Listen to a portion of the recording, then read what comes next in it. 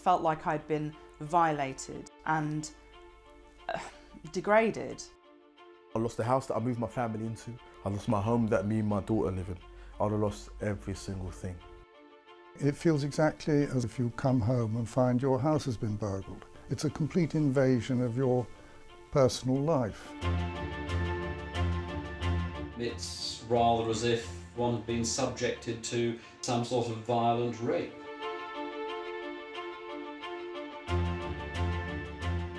Well, I'd been Joe Yeates' landlord for about 2 months. I had recently come back to Bristol after spending Christmas with some relatives.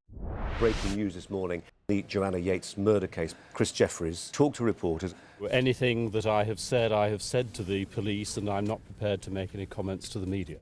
The media had found out about the statements that I had given to the police. It was 7 o'clock the following morning when there was a knock on the door of my flat and the police announced, right, you're under arrest on suspicion of Joanna Yeates' murder.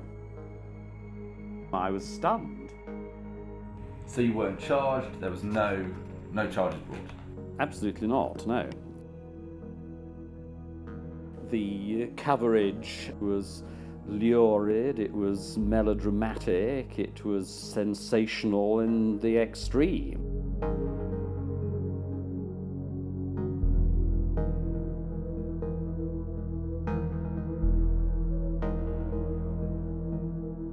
As a reporter, you were under immense pressure. You've almost got to try and solve it before the police. And often that, involves quite a lot of guesswork and speculation. If something, even if it's a lie, is repeated often enough from enough different sources, it becomes true. How the newspapers dyed Chris Jefferies' hair blue. I did use regularly shampoo which contained henna, and one of the effects of henna is to create a very, very slight bluish grey tint, something which at least one of the newspapers completely transformed. I knew that I had an extremely good case. I knew that the lawyers would not have taken it on a no-win, no-fee basis unless they were also pretty confident of success.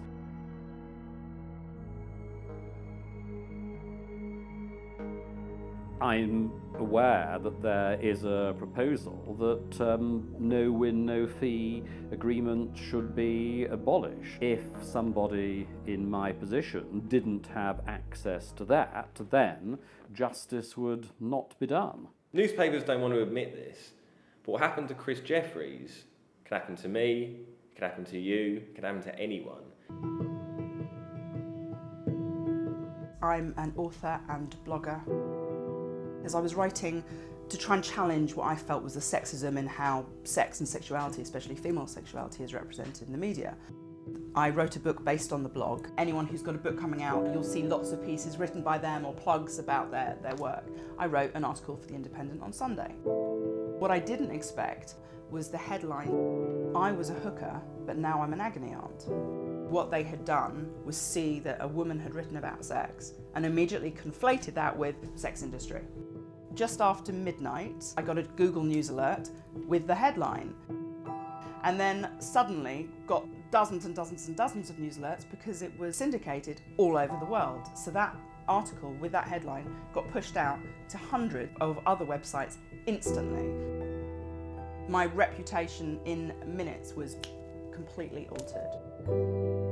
Having to bring a libel case, I never ever thought I would be in that position.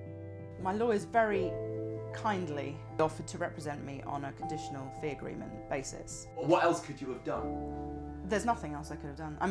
I don't have enough money. I'm not rich enough to be able to afford the hundreds of thousands of pounds it would have cost. It was awfully stressful. To the point where I just didn't sleep properly for 2.5 months. Every single day, it just felt like it was ongoing, and I was so close to just calling it a day. I fundamentally believe that everyone should have a right and an access to justice, and it shouldn't be because of how rich you are.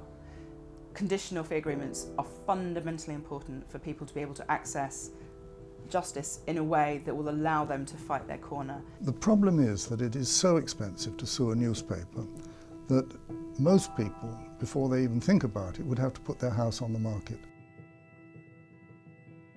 I wanted to get these people into court and demonstrate that they were liars. I could actually find the money without having to sell my house, but the number of people who can afford to do that is very, very limited. I'm an actor. I was well known for playing Gus in EastEnders for 6 years. I wake up and I'm on the front page of The Sun saying EastEnders star beats up lover. I've battered her, I've left her on the pavement. None of it was true. After the Sun story, I get stories coming out in the Star. It was the People, the Mail. Once one person's done that, then everyone follows. That is then the watermark. And because everyone's doing it, they feel safe in doing it. Because they think if all of the national press are saying this, who's going to do anything about it? I think the worst thing was when a guy actually came up to me at a party and he said to me, and mate, he's done the whole EastEnders thing. And then he said, yeah, I read about the story about you. He goes, yeah, I beat up my missus too. I'm a father at the end of the day. I don't want my daughter to be raised where, you know, she can go to school and go, oh, look at your dad, look what he done. It was 100% in my mind, I'm gonna sue.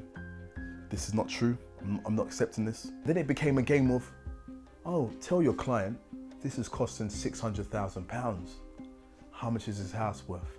There is no way I would ever been able to take on the Sun newspaper without having a no-win, no fee. The costs were like £900,000. In fact, my last £5 that I have to get my suits dry cleaned, the guy stood up and she goes, yeah, who do you fine for? And then he says, we fine for the claimant. And I remember, no lie, a bit of sunlight flashes through the court. I was mad, onto my face. I'm looking at my guy and the tears just come down, down, and I'm hugging my whole team, and it just felt like the whole weight of this 2.5 years had been lifted off my shoulders. I put in one of the original Freedom of Information requests to Parliament for MPs' expenses.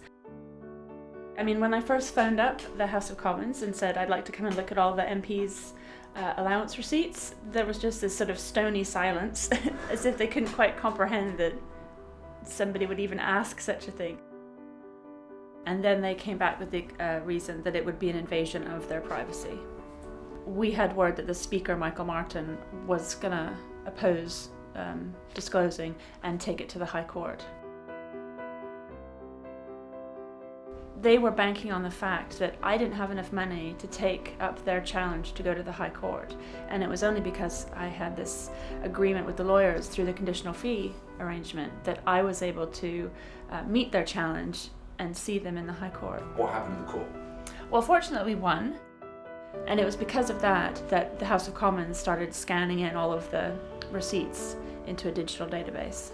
And that was what eventually then got published in the Daily Telegraph. Right. The Telegraph leak depended on the existence of this database.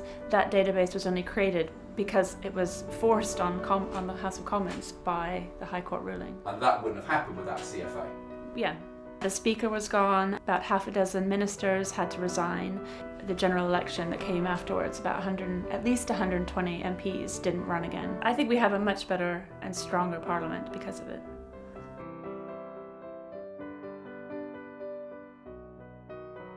The great man Martin Luther King said, you know, injustice anywhere is a threat for justice everywhere. You know, people won't be able to get justice if they do this because people don't have the funds that newspapers have. What ought to happen is that this should be available to anyone free of charge, just the same way as if you've got a burglar in your house. The police don't ask if you're rich, they just come and arrest him.